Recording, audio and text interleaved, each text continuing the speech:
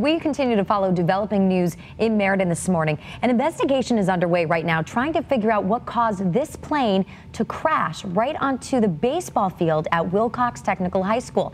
The crash ended up taking down wires, knocking out power to thousands of people in the area and forcing school to be closed for the day. Good news is the power is back on, but Channel 3's Eva Zamaris joins us from the high school this morning. They're closed today. And Eva, what happens now? Well, good morning to you both. What happens now is that investigation continues, and even more good news, we are being told that both men who were on board are expected to survive. Now, I'm going to step out of the way so you could see what we are seeing here. Now, you could see that hours later, first responders and investigators are still on the scene, and as we zoom in, you can also see the plane. Now, they've been walking around with flashlights this morning, taking a much closer look at it and continuing their work.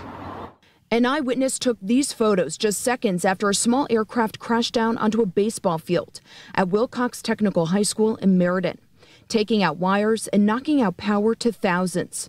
First responders rushed to the scene around 7 last night, working to rescue the two men on board, the pilot and a passenger.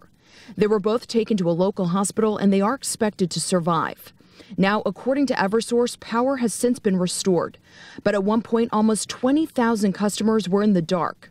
As far as the investigation goes, the FAA and the National Transportation Safety Board are investigating exactly what happened. The crash site is about 1 mile away from Meriden-Markham Municipal Airport. Here's what Meriden police say preliminary investigation shows. Danny was practicing what's probably known better in the field as a touch and go, where he's practicing landing and taking off. What happened from there is likely too early to tell.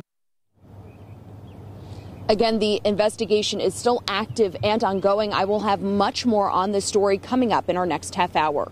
But for now, live in Meriden this morning, I'm Eva Zamaris, Channel 3 Eyewitness News.